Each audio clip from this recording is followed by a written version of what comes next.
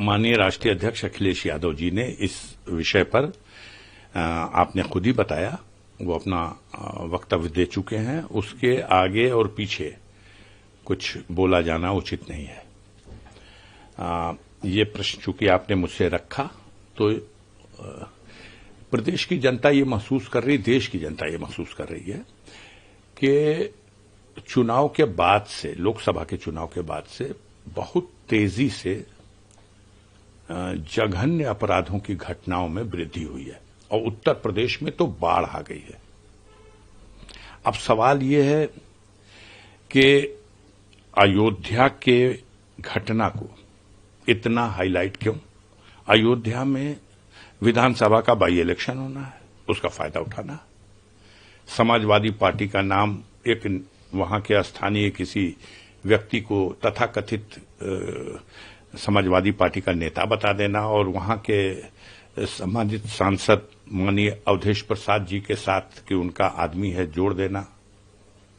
ये आम आदमी को बात समझ में आ रही है कि अगर इतने बड़े जघन्य अपराध के बाद कौन उसकी वकालत कर रहा, कोई भी हो, उसने आपके साथ फोटो खिंचा ली हो या मेरे साथ फोटो खिंचा ली हो, अगर इस तरह का अपराध करता है तो कानून उसके खिलाफ कार्रवाई करेगा। लेकिन यहां तो नंबर बढ़ाना है। कानून की कार्रवाई के लिए अभी आगे उसको कोर्ट के जरिए क्या होगा ये अपनी जगह है। बुलडोजर ये कार्रवाई हमारी है, इसका नंबर हमको मिलना चाहिए। इनकाउंटर ये कार्रवाई हमारी है, इसका नंबर हमको मिलना चाहिए। हम लोग कानून व्यवस्था और देश के संविधान और उसके रास्ते से जो नियम और कानून है उसका पालन करने वाले लोग हैं। हम मानते हैं कि किसी वर्ग, जाति, धर्म, पार्टी का व्यक्ति हो, यदि वो अपराध करता है तो वो उसका व्यक्तिगत कैरेक्टर है और उसके लिए उसे जो कानून में सजा है वो मिलनी चाहिए। लेकिन इसके लिए किसी पार्टी को, किसी नेता को उससे जोड़ के राजनीतिक फायदा उठाने की कोशिश करना, ये इसमें उनकी दूषित मानसिकता का परिचय देता है। मैं आपसे निवेदन पूर्वक आग्रह करना चाहता हूं कि क्या अयोध्या में जो बेटी के साथ यह जघन्य घटना हुई, इस घटना की जितनी निंदा की जाए कम है, लेकिन क्या इस घटना की आड़ में गाजीपुर में करंडा थाना क्षेत्र के कोशंदेपुर गांव में जो 2.5 साल की बच्ची के साथ दरिंदे ने दरिंदगी की है, बलात्कार किया है, लड़की मणासन है, इस घटना का कहीं वर्णन है? इस घटना की कहीं चर्चा है? अभी की घटना है, क्यों नाम नहीं लिया जा रहा उसका? क्यों नहीं नाम लिया जा रहा? मेरे ही लोकसभा क्षेत्र की दूसरी घटना बता रहा हूं, बलात्कार की घटना जखनिया विधानसभा क्षेत्र में और भुड़खुड़ा थाना क्षेत्र के अंतर्गत एक टीटी महोदय हैं। यह टीटी महोदय रहने वाले गाजीपुर के हैं, पोस्टिंग इनकी मऊ में है, उम्र इनकी 35 साल है। एक लड़की आती है दाना बुनवाने के लिए और उस लड़की को बहला फुसला के अपने घर में लेके चले जाते हैं और घर में ले जाके उसके साथ जबरदस्ती बलात्कार करते हैं। ये दरिंदा, इसका कोई नाम लेगा? कौन है? इस घटना का जिक्र होगा, पुलिस खटाखट मुकदमा लिखती है, पकड़ के जेल। इनका न बुलडोजर चला, इनके ऊपर बुलडोजर नहीं चला। बेटियां वो भी हैं जो गाजीपुर में 2 घटना घटी अभी और न इनका इनकाउंटर हुआ। अब हम थोड़ी कहने जाएंगे कि पहली घटना के लिए अशोक सिंह बिल्लू बाबा जो हिस्ट्री सीटर है करंदा थाने का, और दूसरी घटना के लिए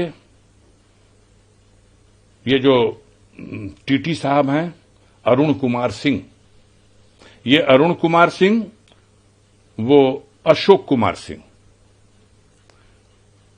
अब इनको क्यों छुपाया गया?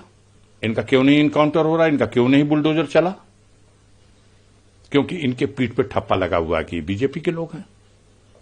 इनके पीठ पे ठप्पा लगा हुआ है कि हमारे मुख्यमंत्री जी के जो कृपा पात्र लोग हैं उनके संरक्षण में पड़ने वाले लोग हैं।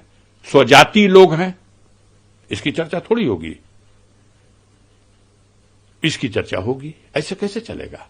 गाजीपुर में ही हमारे गौरी शंकर चौरसिया जी, गहमर बहुत बड़ा गांव है, एशिया का बिगेस्ट गांव, वहां के एक शरीफ सज्जन इंसान है, उनकी बेटी को, नाबालिग बेटी को उठा ले गए, थाने के चक्कर लगा के दौड़ दौड़ के थक गए। एफआईआर है, नामजद एफआईआर है, आज तक गिरफ्तारी नहीं, आज तक गिरफ्तार नहीं हुआ अभियुक्त, और न लड़की बरामद की गई। मैंने खुद इस विषय में जनपद में जो पुलिस के कप्तान के साथ मीटिंग हुई, उस मीटिंग में मैंने इस बात को खुद उठाया, आज तक नहीं हुई। अब कैसे कहा जाए कि इन लोगों ने अपराध करने वालों के विरुद्ध कार्रवाई करने में भी श्रेणी बना दी है। अगर भाजपा का झंडा धोने वाला, झंडा उठाने वाला अगर कोई काम गलत से गलत अपराध कर दे तो उसकी तरफ मत देखना, और दूसरे का घर भी गिरा दो, गोली भी मार दो, और उसके साथ तमाम ऐसे लोगों को भी जोड़ दो जिससे कि कोई राजनीतिक लाभ मिल जाए। घटना यह है, पूरे प्रदेश में अपराध की बाढ़ आ गई है, हर जगह अपराध बढ़ा है, हत्याएं हो रही हैं, बलात्कार हो रहा है, गरीबों की जमीनों पर कब्जा हो रहा है, जो कुछ बचा खुचा है, जहां दबंग और सामंत कब्जा कर रहे थे, अब नजूल बिल लाया गया है। अब इस बिल के माध्यम से सरकार गरीबों का घर उजाड़ करके उस पर कब्जा करना चाहती है। अभी तो देखिए, विधानसभा से पास हो गया, लेकिन विधान परिषद में उसको प्रवर समिति को सौंप दिया गया, आगे क्या होता है। लेकिन आम इंसान डरा हुआ है। गांव में इनकी मशीनरी जो है, तहसील का लेखपाल जिसके घर की तरफ ठीक से ताक दे रहा, उस आम आदमी का तो रोआ खड़ा हो जा रहा। हमरा घरवा के 2 बेर देखल हर लेखपाल साहब खैरियत नहीं थे, वसूली हो रही है। तुमने तो गांव समाज की जमीन में मकान बना, कहां बनाएगा?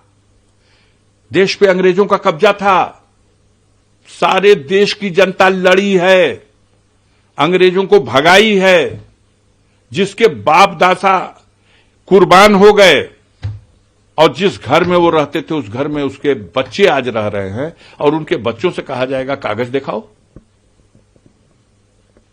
कितने लोगों के पास कागज है? कितने लोगों ने रजिस्ट्री ले रखी है?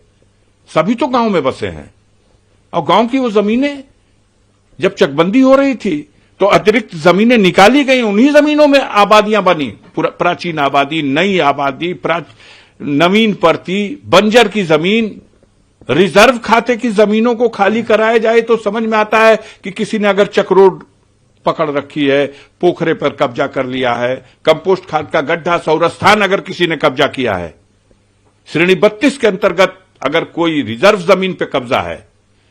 लेकिन हद है, हद हो गई कि बंजर और परती और ऐसी जमीन जो गरीबों के बसने के लिए है, गरीबों को उजाड़ा जा रहा, और ध्यान बांटने के लिए तरह तरह की नौटंकी हो रही है। सर, डीएनए टेस्ट में जो मायावती जी की तरफ से कहा गया कि समाजवादी, उस बयान पे आपको क्या लगता है? हमें कुछ नहीं कहना भाई, हमें कुछ नहीं कहना है। आपको लगता नहीं है सर ये? नहीं, अब छोड़िए, अब मैं उन पर टिप्पणी नहीं करना चाहता हूं, कोई टिप्पणी नहीं करना चाहता हूं। वो अपना जो गेम हो रहा है, जो मैच हो रहा है, लोकतंत्र के मंदिरों में हो रहा है। अब हम घर में बैठे हैं तो हम तो ट्विटर तो कर ही सकते हैं, हम घर से बैठ करके ट्विटर के जरिए लोकसभा में खाता शून्य, विधानसभा शून्य समान, विषय उठाता कोई लोकसभा में, राज्यसभा में, विधान परिषद में, विधानसभा में, वो तो है नहीं। अब ट्विटर का खेल है, उस पर खेलने में क्या जाता है, हम टिप्पणी नहीं कर सकते। आपको उनको शोभा देता है इस तरीके? हम टिप्पणी नहीं कर सकते, परम आदरणीय मेरे लिए